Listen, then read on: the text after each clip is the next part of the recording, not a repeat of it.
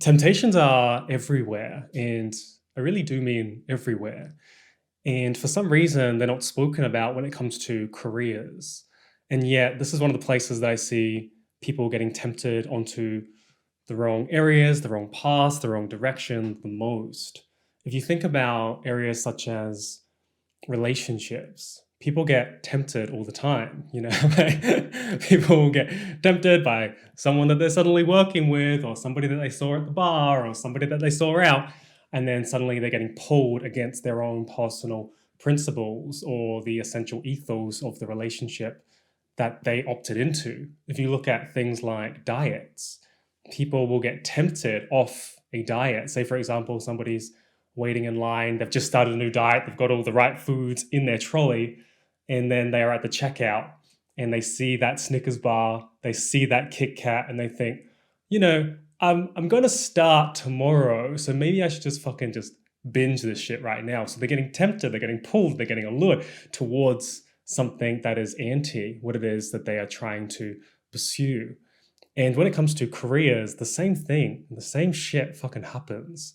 People get tempted onto wrong paths. They get pulled towards the wrong things. And yet this is sort of below surface, meaning that this is understood by those people that are truly pursuing what it is that they know that they're meant to be pursuing, because they had to get off the wrong path and onto the right path, onto a path that they felt aligned, felt correct, what I call a soul-led career, a career whereby all the decisions that you make is really just filtered through this idea of, is this true to soul? Is this true to the person that I am and my integrity and the person that I'm aiming to become in the future? And so I wanted to essentially just give you guys some different temptation paths or models or forms of temptation paths that you can look out and understand and see whether or not you yourself are on a temptation path, or maybe you're thinking about a path that you could potentially pursue and you want to double check it against these different types of temptation paths that I see just really a lot of. One of the temptation paths that I see a lot of is this idea of, it fits one of my interests, but it doesn't actually fit the totality of me. And so what I mean by that is, say for example, you had somebody that got super into yoga, right? They have lots of different interests, but they got super into yoga.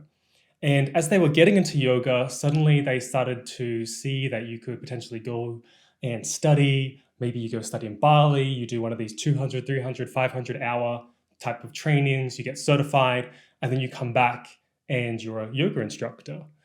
And so the reason I bring this up is because I work with a lot of people that have done this. They've done this, they've gone through and done all these different types of trainings. And then suddenly at the end of it, they're like, yeah, I don't actually want to be doing this for the rest of my life. So I don't know, I just did all those 500 hours because I was super into it. And they definitely gain a lot of information, a lot of education. It's not a waste of time, but what it is it didn't actually, because it didn't correctly align with what it is that they were trying to be doing, or what it is that was connected to what I would call the soul of their career path, they ended up missing out on spending more of their time on the actual correct thing. And the problem with this kind of thing, where you just go all in on one of your interests, is that there are other interests typically that want to help out and support your true path. And only by interweaving all of these different interests into your path will you be totally satisfied as your career just unfolds, because careers continually unfold over time. So that's one type of temptation path that I see all the time. This getting pulled into one specific type of interest, you do it for a long period of time, and then suddenly it's not fulfilling enough. It doesn't tick everything. Another temptation path that I see a lot of is this, what I would call a clear ladder path. And so a clear ladder path is where all the checkpoints before you even get to the path are sorted out already. The most obvious example of this is, say for example, you are in school and you've decided that, hey, I'm going to become a lawyer. So the checklist of what you need to do to become a lawyer has already been sorted out. So you go to school, then you go to university, 5 or so years, then you pass a particular type of exam. I think in the US it's called the bar exam. You go through that, then you go and you potentially go and work for a law firm. Maybe you go and do an internship for a period, then you start to work for them full time. Then you start doing that for a period, and then you try to become a partner or run your own firm. I mean, it's pretty much someone's already figured out the entire trajectory of that path. And because that path is so clear, it's so obvious, it's so do this, then this, then this. What happens is that if you have your own sort of inclination as to what it is that you want to be doing, and it's all fuzzy, and a clear path comes along and says, well, this one's clearer though, people often opt for the clearer one because it's more obvious and it's easy to follow along step by step. And I see this a lot with people that are more spiritually inclined and creative. Their path, when they think about it in terms of its vision, because it's fuzzy, they have to follow sort of a thread of instinct, a thread, you can call it intuition, you can call it a feel of things, but it doesn't typically map out in this really sort of superficial, easy step-by-step IKEA instructions type way. And that's one of the reasons that people will get pulled off into one of these type of clear step-by-step paths, is because when you're presented with a really, really fucking clear path versus your path, which may be the right path, the problem is that you may not have conviction in it. And because you don't have conviction in it, because it's not so clear, you can get pulled towards this other one.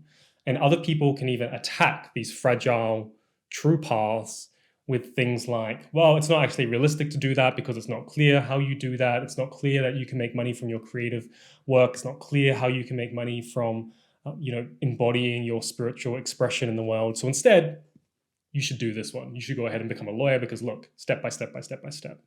So that's another temptation path that I see a lot of, this clear ladder temptation path. Another temptation path that I see a lot of is the pull towards safety and security. So what this typically will look like is you'll go and work for someone or within an organization, a corporation, a business, where they can give you a weekly paycheck. And that weekly paycheck, by providing you that, gives you a sense of security. Now, the problem is that they tie your sense of security with this recurring, what I would call, they would tie it with your root chakra. So if you don't really know what the root chakra is, then you can think about it as simply your basic level needs being met. So they secure your basic level needs. However, when it comes to your own fulfillment and your own personal growth, there's a hindrance on that because you're within this organization that doesn't actually allow you to grow beyond what that organization's aim is. And if your soul has an aim that is different from the organization's aim, and you're within that structure of that organization, then you're never going to be able to tap into that. And so I know this very intimately because I worked in an insurance gig many, over half a decade ago. And during that period of time when I was working in that insurance gig, I was getting a recurring paycheck. And so my root chakra was really just saying, oh, this is great. I'm stable, I'm financially okay, everything is all good. However, the levels of fulfillment that job and that role gave me was fucking shit. I was dreading every day. I hated going into work. And it was just really, unfortunately, a very cliche story. And only by leaving that place and untangling my root chakra from that organization and engaging with a life that was what I call soul-led, could I start to get out of that temptation path, which was really one of the big temptation paths that I suffered from in the beginning. And understanding this and understanding the depths of this temptation path, one of the things that shocked me was that the safety and security component that I thought was real was actually just an illusion. And only by going out, and I run my own business now, I work with a lot of people that run their own businesses. Only by interacting with that world did I understand that the illusion was happening because within that organization, they give you a weekly paycheck. But the moment that you start to interact with the true financials of that business, and typically businesses aren't transparent with their employees about those financials, and so you're not aware of what's going on outside of your own specific point within a company. what ended up happening was I realized that most businesses, their cash flow is just going all fucking over the place, right? Sometimes it's super up, sometimes it's super down. And so that level of security that people feel isn't actually true. And one of the other crazy things is that a lot of people, when they get laid off by these bigger companies, they're so shocked. They're like, how did we get kicked out of this company? Thousands of employees fired. What is going on here? They're meant to keep us safe and secure because it's this unspoken agreement. And yet the moment that these companies will get into trouble, they will end up having to cut people. And who do they cut? They cut the people that are typically in these places of having these secure paychecks that are coming and recurring. And so that's just another temptation path that people are on, this clinging towards safety and security. But that safety and security is an illusion. And anybody that is engaging with spiritual practices also knows that this idea of material security is an illusion as well. And the final temptation path that I'm going to share with you is actually just quite a funny one in my opinion, is the look at how amazing I am doing temptation path. So one of the big drivers just in human nature is this push for status. This look how great I'm doing, look how amazing I am. You see this in just the mainstream world with, hey, I have a European fucking car. Hey, look, I just bought a house and this is me taking a photo outside of the house that I just bought. You have this kind of space, but you also have it in the spiritual space as well. Look how much knowledge I am. Look how enlightened I am, blah, blah, blah. Look how amazing I'm doing. And when people start to engage in this kind of work, rather than engaging with what I mentioned as a soul-led career, it's really just truly aligning yourself with ultimate service. But that ultimate service is coming from a place of deep personalized integrity, because this is the thing that you're meant to be doing. But when you start to engage in this fucking status thing, the status game, look how amazing I am, it pulls you right off course. And because you start to organize yourself in such a way that pursues only that which makes you look like you're doing amazing, rather than actually doing amazing. And I see this a lot with professions typically that have popped up since social media has risen on up. So since that period of like 2006 till today, a lot of the paths that people will pursue are very showy. And there's nothing wrong, by the way, with being showy every now and then. But as a organizing principle, hey, this is the primary thing that I want to be pursuing, it fucks everything up. So a really good example that popped up that I had noticed were these travel influencers always trying to sort of outshow each other. Hey, I went to this amazing place and I found this location, I found this, and it was just always just trying to outflash people rather than truly just enjoying traveling and just talking about their experiences and being in those environments. And they would try to manipulate it in such a way that said, I have traveled more than you, and my traveling experiences and explorations are better than yours. And I could see this because I could see it in terms of the way that they were presenting the material. And then later on, it was confirmed because many of these people were talking about how they just got so fucking burnt out, especially when the pandemic came along. A lot of travel influencers started to share what was truly going on, because now that they weren't receiving their income from this profession, suddenly they felt compelled to tell the truth. It's pretty funny as well. And so I say all that to really just point out this idea that there are temptation paths. And if you understand that there are temptation paths, then you also understand that there is a path, a true path. And this is what I call a soul-led career. And this is why when I work with people, I often unearth their career archetype. And the reason I unearth this career archetype, which is really this energy that is at the foundation of your career path that you can build things on top of. So my career archetype is a philosopher. And by understanding what your career archetype is, you can ask these different decisions that pop up into your life, is this correct or not? So say, for example, we're looking at a particular temptation path. Maybe it's a look at me temptation path. Look how amazing I'm doing temptation paths. If you're running it through the filter of your career archetype, say, for example, a philosopher, and say, what would the philosopher do? What would the philosopher do in their exalted form? What does the best version of the philosopher do? Or the best version of the philosopher isn't like, look how fucking smart I am, I'm the fucking shit. Instead, the philosopher is just pursuing and seeking wisdom.